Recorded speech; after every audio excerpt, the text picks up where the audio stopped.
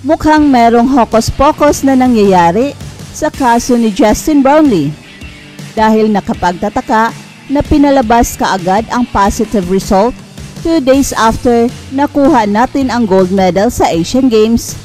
Pero hanggang sa ngayon ay hindi pa pinalabas ang final sanction. Naghihintay na ang lahat at pati ang Barangay Ginebra ay naghihintay na rin dahil obviously kung walang suspension ay pwede na nilang gamitin si Justin Brownlee. Kaya dahil dito ay napaka-crucial ng tulong ng SBP at ng SMC umbrella sa kaso ni Justin Brownlee.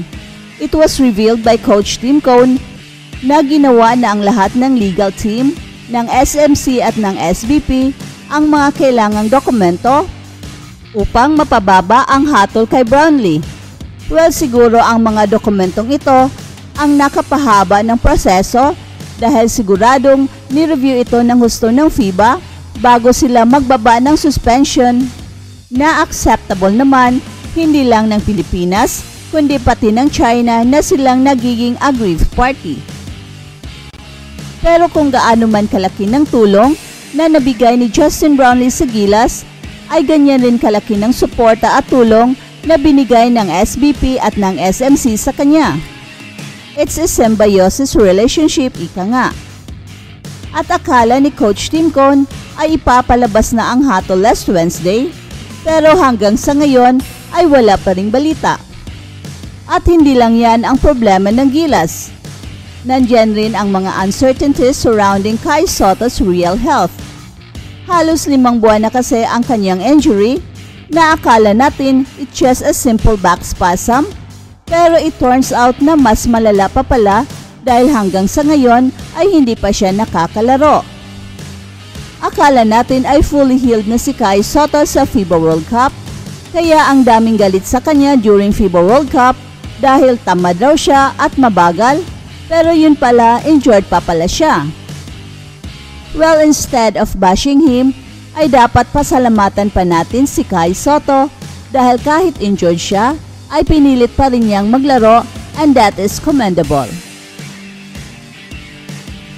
Welcome to Express Info. Do you want to have these exclusive Puma Rise Nitro basketball shoes? Because once we reach 200k subscribers, we will be having this giveaway. Just comment to win. Shoes are promoted by Kai Sotto himself. Just like this video and most importantly, comment anything positive about Kai Sotto. It's easy. Commenting is the key to win.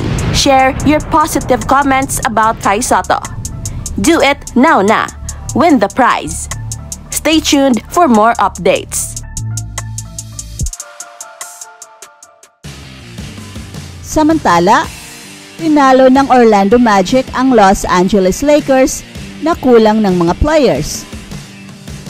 Pure magic talaga ang pagganap ni Paolo Banchero na halos makakuha siya ng triple-double.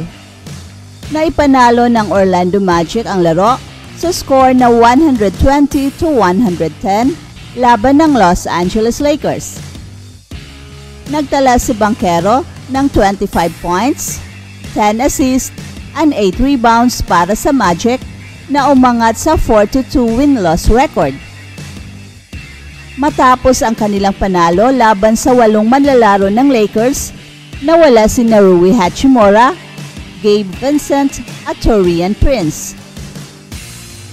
Nagdala naman si Anthony Davis ng 28 points na may kasama pang 13 rebounds habang nagdagdag naman ng 24 points sa LeBron James para sa Lakers na natambakan sila ng hanggang 25 points bago sila humabol at nabawasan ang kalamangan na naging 13 points sa fourth quarter. Nagtala ang Lakers ng 3-3 win-loss record. Sinupalpal ang Lakers ng Magic. Nagsimula ang Los Angeles Lakers sa kanilang unang round trip this season na natalo laban sa Orlando Magic 120-110. Walang kontrol ang Lakers sa laro, natalo sa rebound 51-40 at nag-commit ng 17 turnovers. At natapos ang 7 sunod-sunod na panalo ng Lakers laban sa Orlando Magic sa larong ito. Ang silver lining para sa Lakers, ayon ay si Austin Reaves. Nagtapos ang third-year player ng 20 points sa kanyang 7 of 11 shooting. Si Anthony Davis naman ay nagdagdag ng 28 points at kumuha pa ng 13 rebounds, kabilang ang kanyang 6 na offensive rebounds. Magpapatuloy ang Los Angeles Lakers sa kanilang road trip laban sa Miami Heat ngayong Lunes. At nagpatuloy ang problema ng Lakers sa unang quarter ng laro nang hinayaan nilang magkaroon ng 39 points ang kalaban sa simula. Kinuha ng Orlando Magic ang lamang nang pumili ang Los Angeles Lakers na maglaro gamit ang kanilang tatlong malalaking lineup na sina Anthony Davis, Jackson Hayes at Christian Wood, na unang ginamit laban sa Los Angeles Clippers na tumulong sa pagsimula ng comeback victory. At sa unang quarter, sila ay natambakan ng 19-3 at hindi na kayang bumalik ang Lakers sa natitirang bahagi ng first half kahit pa na merong 5 minutes na walang field goal ang Orlando sa second quarter.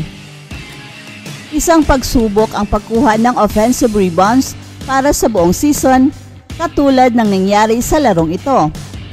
Iisa lang ang offensive board na nakuha ng Lakers matapos ang 2 quarters. At nagresulta ito sa 7 second chance points kumpara sa 26 ng Orlando. Para simulan ang third quarter, si Anthony Davis ay nagpakita ng kanyang aggressiveness para sa opensa ng Lakers. At nagtala siya ng 11 points sa quarter na ito, pero hindi pinalad na makabalik ang Lakers sa laro. Patuloy na inatake ni Paolo Banchero ang ring at nagkaroon ng magandang highlights nang tinalo niya ang dribble ni LeBron James at Anthony Davis upang magtala ng 25 points. At pinalawak pa ng Orlando Magic ang kanilang lamang ng hanggang 25 points sa third quarter. At sa huling 12 minutes, nagtangkang makabawi ang Lakers para makakuha ng panalo. Nagpatuloy sina Anthony Davis at LeBron James sa court upang simulan ang ika-4 na quarter, pero matapos ang tres ni Cole Anthony sa may 4 minutes 4 seconds remaining, tinanggap na lang ng Lakers ang kanilang pagkatalo at pinaupo na lamang ang kanilang 2 starters at pinapasok ang kanilang mga bench players. That's it for now, guys. Pero bago kami magtatapos, ay huwag kalimutan na huwag magpahuli sa mga pinakabago mga kwento at balita ng kasiyahan at tagumpay.